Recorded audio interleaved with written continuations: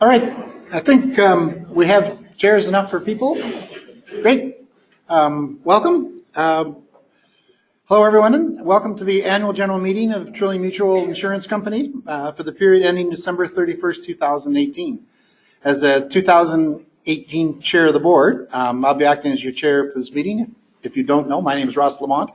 Corporate Secretary Brian Hicks on my left will be acting as the recording secretary and parliamentarian, and we will be following the Robert's Rules of Order. Just to introduce the rest of the head table, starting on my right, Ben Ryer, who is on the board and chair of the audit committee. You'll be hearing from him later. And Ross Stone, chair of the governance committee. You'll also hear from him. And beside Bryant is Tracy McDonald, and beside Tracy is Joe Dietrich, and you will be hearing from them later. So just some logistical thing. What else? Oh, I should introduce the other board members. Ken Schaus is here someplace. Ken's over there.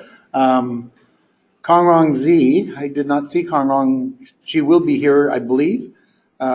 So we will make sure she's introduced appropriately. And our last board member, Julie Garner, is unfortunately not with us today. She sends her regrets, but she's not that regretful. She's in someplace warm with her family. So we're not feeling too badly about her not being here, or she's not feeling too badly. I think she says she is, but we're not sure that. Mr. Hicks has informed me that we have quorum. Quorum is 25 members, and we have lots more than that, so that is great. Just a couple of logistical things before we get started. In case you weren't aware, there's washrooms straight behind us, or behind you in the hall there. And in the event of emergency, we would exit out that, or we can exit out that door, or if it's safe to do so, we can exit out the way that you came in. And we're not anticipating that, but in the event that we do that, we'll all be careful and get out, and we will gather in the parking lot, in the staff parking lots near the smoking hut. Convenient for those that will take advantage to have that smoke. One of the things that we do to try to get more people to be able to witness and participate if they like is that we are providing video and audio into some of our broker partners' offices. So there will be a number of people that will be listening and seeing this live from their offices. It's just one more way of trying to reach out to more people. So in the event that there are questions being asked, I will repeat the question for the benefit of people here and for the benefit of people that are listening online. They always give me a script, and I'm notoriously bad at following scripts. So sometimes I will, and sometimes I won't. just to give Brian a hard time here. He's always worried that we do it just right. I would like next to discuss some of the formal procedures of the meeting. As you're aware, members of the staff have been registering attendees as they arrive. We do have quorum, and you'll see there are red and blue name tags. Blue signifies that you are a member. So if you have a blue tag, then you are eligible to vote for any votes that we have. If you have a red tag, then you are a non-member. You're certainly welcome, and we love to have you here, but you are not able to vote. The meeting will be conducted, as I said, in accordance with Robert's Rules of Procedure, and only business properly in the interest of the company and its members will be considered. If a motion is required, I will ask each mover and seconder to clearly state their name for the record. So the agenda, which is on your screen, you can see that there'll be a report from the chair. Then we'll have the report from the Audit and Risk Committee, and presentation of the 2008 financial statements, and we will be putting up for consideration a proposed bylaw amendment, section 3.12, which the chair of governance committee will deal with, and then we will have a consideration for modernizing our director remuneration. It's a pretty nice fancy word. And then we'll adjourn the formal part of the meeting, and there'll be an information session to provide some more details of the 2018 year. And then the part we're all looking forward to is lunch. So, before I move on, one of the things in the Trillium family that we always like to do is recognize our alumni. And we have a number of people, and I'll apologize up front if someone is missed that should be included in here. All I can say is it won't be my fault. This is the list I was given. So if by chance you wish to be recognized, if you're an alumni, either staff or board, and I don't recognize you, please raise your hand, and Joe's eagle eye will be watching for you. So. Former staff members that are here, John Van Ness, Vern Ingalls, Jim Stewart, Roger Thorne. All those 4 people are here. I saw that. So.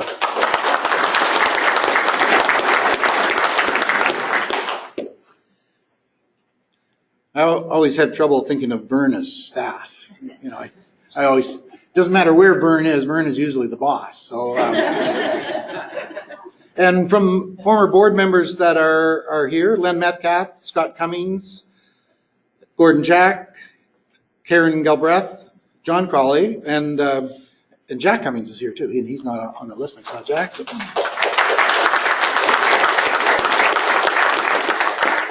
Are there others that we have missed?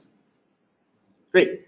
It's always wonderful to have our retirees to join us, and we really appreciate that.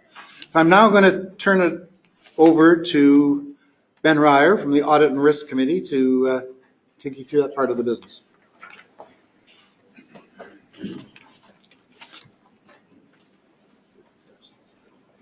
Thanks, Ross. They were ready for a break from you anyway, so this worked out pretty well. My name is Ben Ryer. I'm the chair of the Audit and Risk Review Committee, as was mentioned, and I have some very good news today. And the reason for that is I was asked to report briefly, and when I got the instructions, briefly was highlighted and underlined and in bold print and italicized, I think, too, Brian. So, and the reason briefly is such good news is 2 reasons. First of all, it means you won't have to put up with me up here very long. And secondly, as reporting on the outcome of the audit, obviously, the audit went very well because my report will be, in fact, brief. So the audit committee has met with the auditors and recommended acceptance of their report to the board and to the members.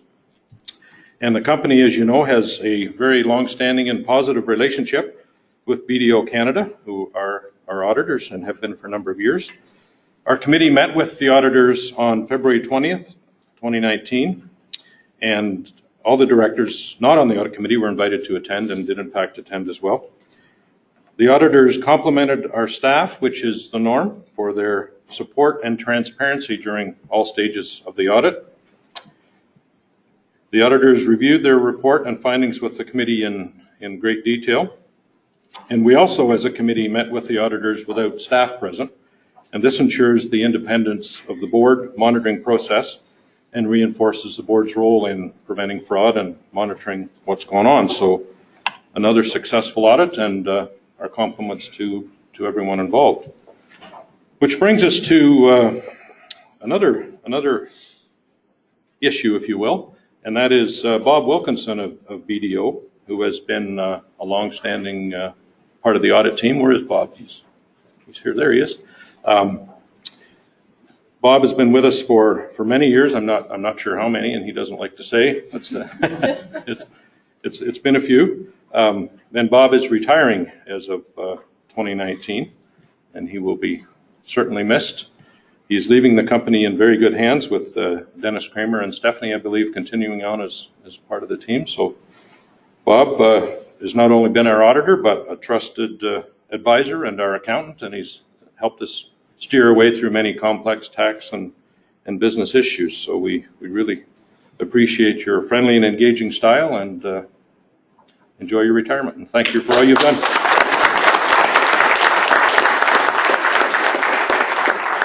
That concludes the report, and we'll call on Tracy to present the financial statements. Very brief. Thank you, Ben. This is outstanding. What a crowd. Thank you very much for coming this morning. So I'm very pleased to present the highlights of Trillium's year 2018, although it was a very challenging year for the organization. We posted the full statements on our website on February the 25th. If you would like a paper copy, we will make a point of ensuring that one's printed for you. Just let me know during the meeting or after the meeting. This is a highlight of our financial results, and sometimes arrows up and arrows down don't always mean good or bad, so we've color-coded them as well. So anything that's in green is a positive over last year, and anything that's in red is a negative over last year. So we had significant growth again in 2018. We grew our premiums, our premiums written, by 16.32%. Our combined ratio for the year ended 2018 was up over 17 at 107.75. Primarily as a result of our net claims ratio. We had a particularly difficult and challenging year with claims. Net claims ratio was up at 70.57. Our expense ratio, and this is one of those down arrows that's a positive thing, our expenses were lower in 2018 than they were in 2017, sitting at 37.18. Overall, we experienced a significant underwriting loss of $4.26 million, as well as an investment loss at the year end at $560,000. Our surplus decreased by $2.3 million overall. I'm going to show a few slides that graphically displays the highlights from the prior 5 years. The top line, the line in gray, is the 2018 result, and that's the line I'll focus on, but it really gives you a view of 5 years history. So as I mentioned, our underwriting loss in 2018 was $4.26 million. The other years are posted graphically as to what our underwriting income or loss has been in the past 5 years. Our total loss in 2018 at $2.354 million. This is the first year in 5 that we've experienced an overall net loss. We ended 2018 just over $64 million in gross premiums written. So we're sitting at precisely 64,079. This slide shows continuous growth over the last 5 years. Our net loss ratio, as with claims and any organization that's experiencing claims, has fluctuation over the past 5 years. 2018 was the highest loss ratio in the past 5 at 70.57%. Our member surplus, we've had growth in the prior 4 years and a decrease in the current year. Currently, our member surplus is sitting at $56.875 million. As I mentioned, 2018 was particularly tough on our investments with the low interest rate environment. We suffered a loss, a market value of $560,000, precisely at $559,715. This is our first investment loss in 5 years, and as I mentioned, based on the market value of our investments at year end. One of our primary measures of profitability is the combined ratio, as it measures total expenditures over net revenues. This allows us to measure how well the company is performing from a business perspective as it takes out income or losses from investments. So as I mentioned, for 2018, our combined ratio was 107.75, and that compared to our 2017 year-end combined at 98.43. This is a view of our combined ratio since 2004, and you might wonder why I've chosen to show that since 2004. That's the year of the amalgamation of Alma and Formosa when we became Trillium. So back that number of years, it's a line that certainly fluctuates based on our combined. We had a low in 2012 at 81.73% and a high at 2018 at 107.75. In our business, it's very important to look at multi-years of combined, not looking at any 1 year to show a trend. The 15-year average over this period of time, our combined ratio has been 97.05. Our 10-year average is 97.24, our 5-year average 101.07, and our 3-year average 103.58. One of our key priorities is to grow premiums and maintain or grow surplus along the way, ensuring that we have profitable growth and creating a strong financial position for years to come. We feel we've been very successful at achieving this. Again, this is the trend since the year of amalgamation, 2004. The gray bars represent the premiums of the company over the last 15 years. growing from 27.8 million when we amalgamated to end of 2018 at 63.6. So we've grown premiums by $35.8 million since amalgamation. The surplus in 2004 was 17.7 million, and at the end of 2018, 56.9. So we've experienced a surplus growth of 39.2. So why I say I think we've been successful in achieving this goal is our premiums have more than doubled, but our surplus has more than tripled in this period of time. This is a view of our solvency. So this is something our regulator is very interested in, ensuring a solvent position to enable us to pay claims to our members in the future should they materialize. The board sets an internal target far above what the regulator requires. They set that target, it's depicted by the gray line in 2013, ensuring that we stay well above what the regulator requires. In 2013, we set the internal target, and we've been above that internal target since 2010, and we ended 2018 well above it at 429.38. Providing an overview of our financial statements, the year-end audit, as mentioned by Ben, was conducted by BDO Canada's Walkerton office, was led by partner Bob Wilkinson and senior manager Stephanie Blake Armstrong, and they're both here today. Thank you for coming. The audit included a 35-page report, and the contents of that report are listed on the screen. This is just a screen snapshot. I'm not expecting anybody to read that, but it's a snapshot of our balance sheet, basically our total assets minus our total liabilities. Our total assets equaled 142.2 million at year end. It's made up of 14 lines on the balance sheet. Our assets increased by $10 million over the prior year. Our liabilities equaled 85.3 million, and the largest portion of that is provision for unpaid claims. We currently have 45.6 million sitting on the books for unpaid claims. Our member surplus balance is the assets and liabilities at 56.9 million. This is our statement of income and expenses, basically outlines our gross and net premiums and service charges received, and then our direct losses, details all of our expenses, and confirms our loss at the end of the year at 2.354 million. The auditors issued a letter to the policyholders of Trillium Mutual. They completed their field work in late January and, as Ben mentioned, presented to the Audit and Risk Committee and then to the Board of Directors. And the Board approved the statements for delivery to you today. They approved those statements on February the 20th. And this report addresses the policyholders. The next is their opinion. The full report is on our website and will remain on our website for review if anybody wants to have a look at it. And if you want a paper copy, please see me and I'm happy to supply you with that. I am going to read the opinion of the auditors. It is in the opinion of BDO that the consolidated financial statements present fairly, in all material respects, the financial position of the group as at December 31st, 2018, and its consolidated financial performance and its consolidated cash flows for the year then ended in accordance excuse me, with the International Financial Reporting Standards. And it's signed by Chartered Professional Accountants in Walkerton, BDO. That is my presentation on the 2018 financial statements. Happy to help with any questions anyone might have at this point or at any time. Okay, again, thank you for coming, and I'm going to pass it back over to Ross. Thanks, Tracy. Of course, I've messed up the agenda already. I forgot to give my chair's report, but we're going to get the motions to approve the. I was so anxious to get Ben up here and with his brief report. We will look for a motion to approve the financial statements for 2018. Is there a mover for that?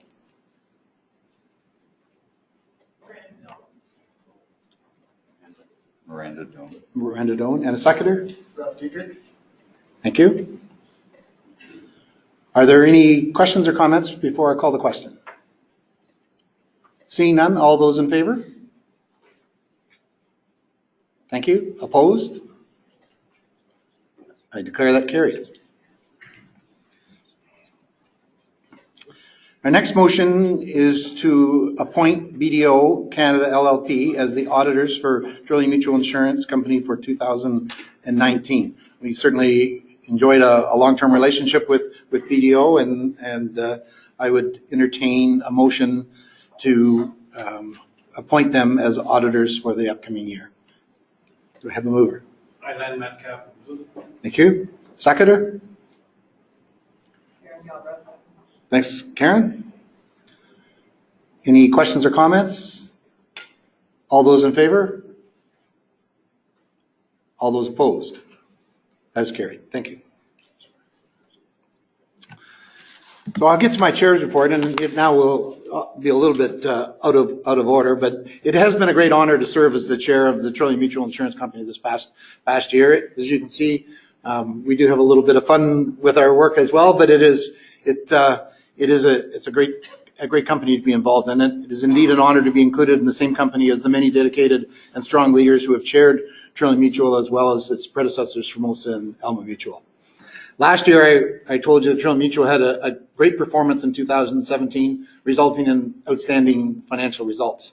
Well, in 2018, as you've just seen, the financial results were not quite as good, but the team still performed very well. 2018 was a very challenging year, particularly in personal lines, as extreme weather, high water, major fires, and escalation of cost of automobile accidents has caused a large increase in our claims. This is not just a Trillium issue. It's not just a mutual insurance issue. In fact, it's not even just an Ontario issue. The market, insurance market, is hardening and changing, and this will require some adjustments, which Trillium will be making this year. In difficult underwriting years, we normally have investment income to fill the void. But as you will know, the equity markets in the last half of 2018 performed very poorly, and on paper, at the end of 2018, showed that significant loss. The good news is that in the early months of 2019, that has almost reversed itself, and so the investment income looks much better going forward. So while the 2018 financial numbers are not what they were in 2017, I want to be clear that the Board of Directors is no less proud of the dedicated team of men and women here at Trillium Mutual. They work hard, they put the interest of the policyholders first, and they ensure all the compliance requirements are met. They continue to improve our products, improve our processes through innovation and creative work. External recognition is real and meaningful validation of the work performance of a company. In 2018, Trillium and its employees have received exceptional external recognition. This recognition has come from our valued partner, broker partners from the industry and from national organizations that evaluate various aspects of business success. There'll be more details later on the specifics of some of those recognitions, but it certainly is something that we as a board are proud of. The recognition received in 2018 is not the result of the work of a few people over a short period of time. It is the result of the entire team working towards defined goals over a long period. It's a story of focus, respect, and innovation. I don't want to take too much of your time this morning, but I want to bring you up to date on a very important piece of work that's happening here at Trillium Mutual. One of the most important responsibilities of a board of directors is, when required, to hire a new CEO. This is something that the board of directors has not had to do at Trillium since it was first formed some 15 years ago. Now, the CEO is the board's one employee. We only have one employee, and that's our CEO. Last summer, Joe Dietrich formally informed the board that he intended to retire in 24 months' time. We had anticipated that this day would come and had been working to ensure all our policies and practices required to make this go smoothly were in place. Late in the fall, the announcement was made to employees and key stakeholders. An ad hoc CEO succession committee of the board was struck. This committee included myself as chair, the chair of governance, Ross Stone, and the chair of human resources and benefits committee, Julie Garner. The committee is supported by Pam Murray, our HR director. A request for proposals was sent to a large number of leading recruitment firms. This was shortlisted to 3 for interviews, and a few weeks ago, Korn Ferry was retained to help us with this important process. We have worked with them to ensure that they fully understand the needs of Trillium, the Trillium culture, and what it will take to build on the successes we've had to date. To do this, Korn Ferry talked to all of the directors, a cross-section of employees, brokers, and other industry leaders. It's critical for them to fully understand the outstanding culture that we have here at Trillium Mutual, and to ensure that the people they go looking for will fit that culture. It is the policy of Trillium Mutual that in the event of a planned CEO succession, the board will consider both internal and external candidates. This is normal and good governance practice for any company. Corn Ferry is now going to market, and over the next number of weeks, the ad hoc committee expects to see applications from a wide spectrum of candidates. The committee will, over the next few months, review, screen, and interview candidates, engage the other board members, and will eventually land on a candidate who we will look to lead Trillium Mutual for the years to come.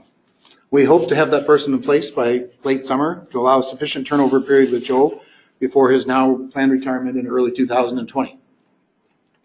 Now, although there'll be sufficient time to talk about Joe at a later date, that's not the purpose of this.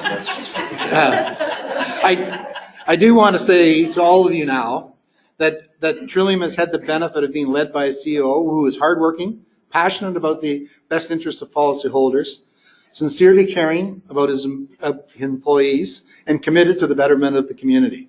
Joe has earned the respect of everyone he comes in contact with. I've learned a great deal from Joe in my time here at Trillium, but I'll assure you that we do intend to hold his feet to the fire for a few more months until we get to that period. He's not going to coast to get to the end game here. So that's the end of my report, and I will now call on Ross Stone from the Governance Committee for his.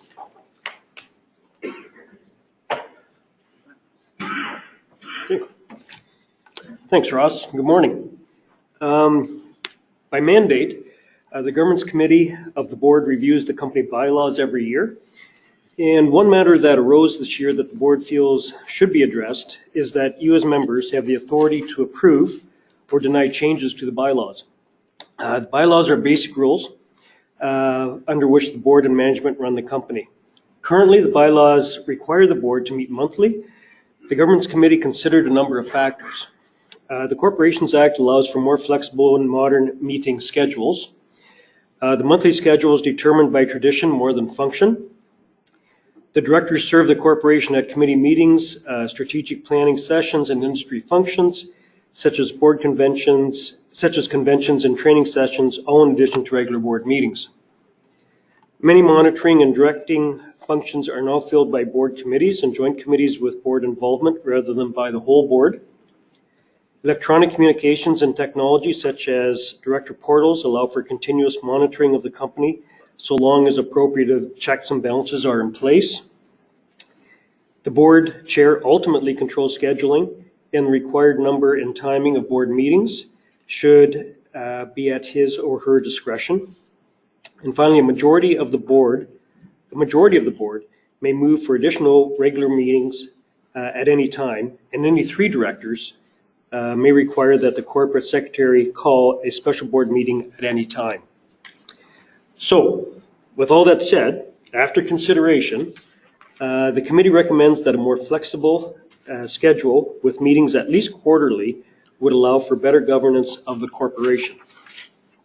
This bylaw would not, by or in itself, reduce the number of meetings per year. It allows the chair more flexibility in how he or she sets a schedule for the year by reducing the minimum number of meetings required. So with that, I'd like to turn it back to Ross in regards to a motion to amend bylaw 3.12. Thank you.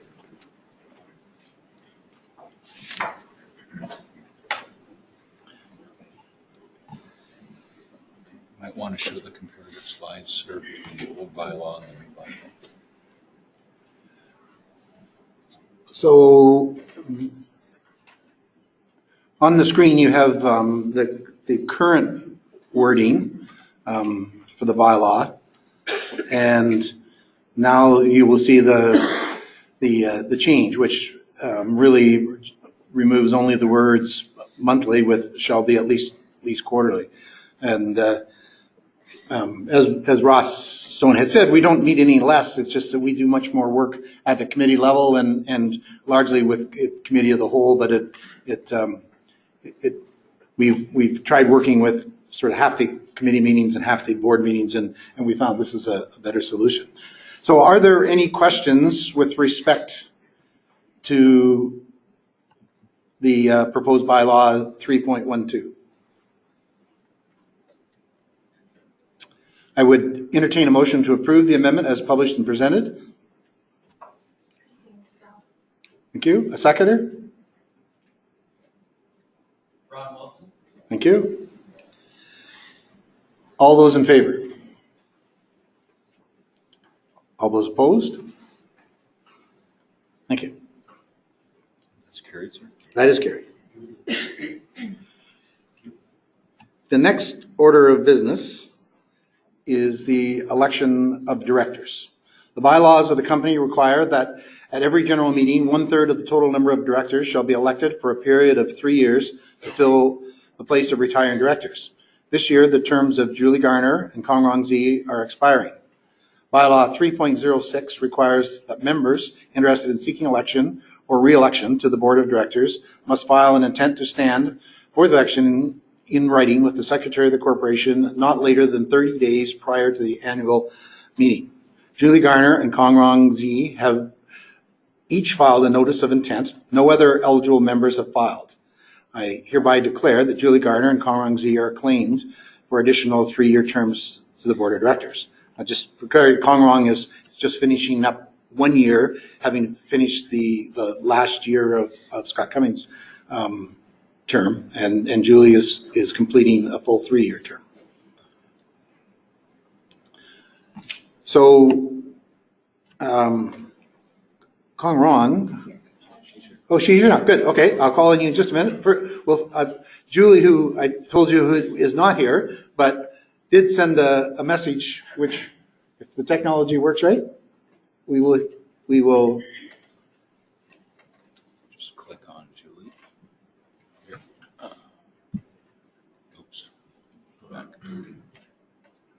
So you can just click on Julie. Good morning. My name is Julie Garner, and I'm a director at Trillium Mutual. I want to thank you for the opportunity to allow me to address you in my video today. My family's taken me away on a much-needed holiday, and we're looking forward to some fantastic family time together with our family as well as a number of others.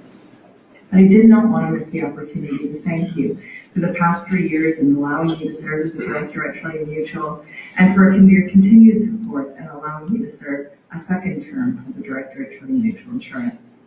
This last 3 years has been a tremendous one of growth for the company.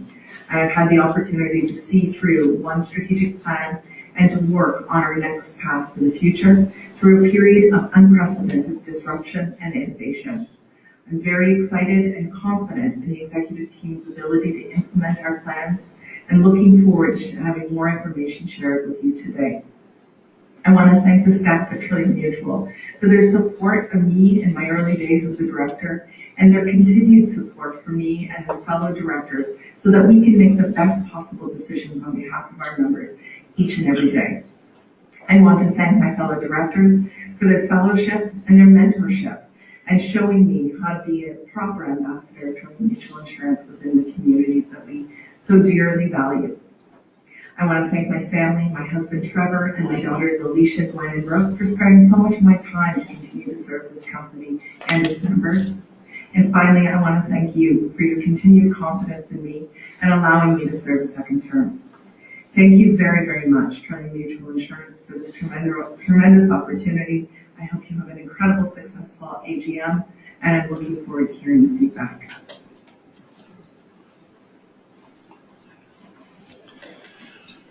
Thank you, and now call on Kong Rong Zi.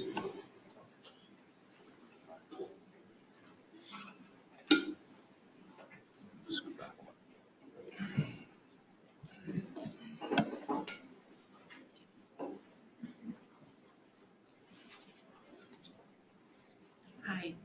Thank you very much. You saw me last year and you see me again, and this is my second term, and it is a great opportunity to serve a wonderful company.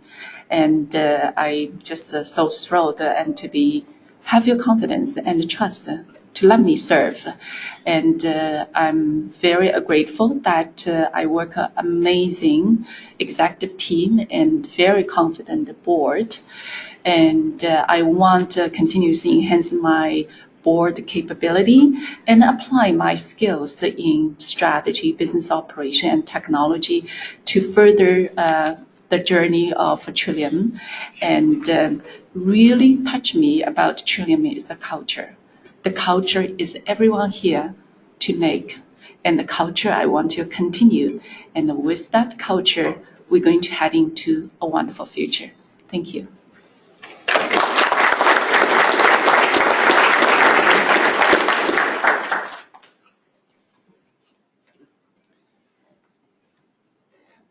Thank you, Kong Rong. We have what we think is a very good board, and with a lot of diversity in terms of the backgrounds of folks, and we look forward to the opportunity to serve in the upcoming year as a board. The next item on the agenda is an amendment to our director remuneration. And just by way of background, the issue of director remuneration is always a bit of a tricky one, and it's an opportunity for emotions to get mixed into discussion. But Trillium Mutual, as a board, we try to, first of all, deal with the policy and process, because if you can agree on what the policy is and the process is, then the outcome is much more likely to be acceptable. We try to treat the directors with the principle that apply to the talent plan that we have for all employees. And this means an expectation of personal development and considering remuneration to be part of the total rewards. And we try to operate in a fact and fair-based mode using relevant comparisons. So in 2018, the Human Resources and Benefits Committee reviewed the board's compensation policy and recommended changes to the board. There was a disconnect between the current practice and what was on books on the policy with respect to the treatment of directors within the employee talent plan. The new policy states every 2 years the HR and Benefits Committee, with the support of management, will review the director's compensation against appropriate comparables. These benchmarks will include the Ontario Mutual Insurance Association Director Compensation Report, as well as other companies in the mutual and cooperative sector, particularly where there are companies that are similar in structure and philosophy and responsibility. At the July 25th and September 19th meetings of the Human Resources and Benefits Committee, a discussion was held considering a group of comparables. Besides finding companies in the same financial size consideration was also given to corporate philosophy with respect to remuneration and governance. Trillium Mutual's history with respect to direct remuneration was also considered. The per diem set at the formation of Trillium Mutual in 2004 has not changed except to be adjusted annually for cost of living. The honorarium was not initially indexed, but it was reset in 2014 and indexed for inflation at that point. Much has changed since 2004. Trillium Mutual Insurance has grown greatly. Governance expectations have changed, as has the role of directors. The use of committees and the work that they do has changed, with a much heavier workload at the committee level.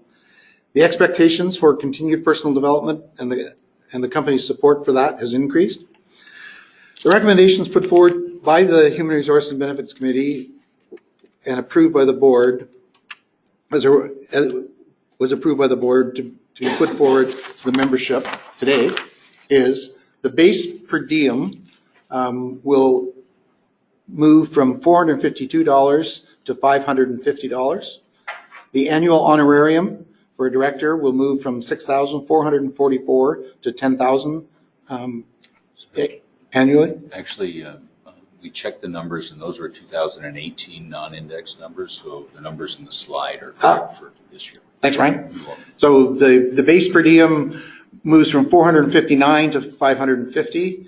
The annual director honorarium from $6,540 to $10,000. The board chair annual honorarium from $13,080 to $17,500.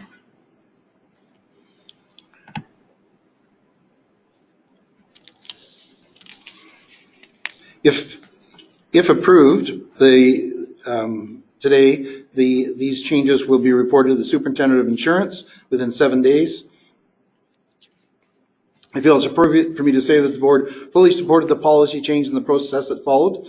There was much discussion about the appropriate comparatives and work to ensure that we thought we had real appropriate comparatives, and the board accepted the outcome of the study. There was robust discussion about the timing of the recommendation, given the financial results of 2018. In the end, the view of the board was that the fact of the study were appropriate and the director remuneration should not be based on a single year performance, whether that be exceptionally good or not so good.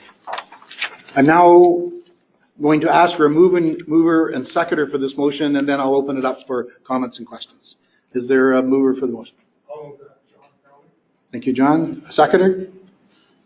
Scott Cumming. Thank you, Scott. And now I'll open it up for questions or comments on the motion.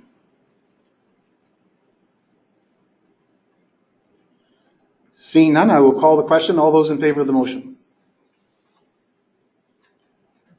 Thank you. All those opposed to the motion? Thank you. That is carried.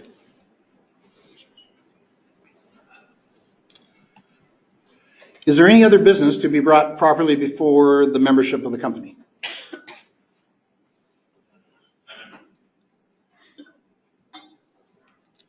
Seeing none, I will now entertain a motion to adjourn.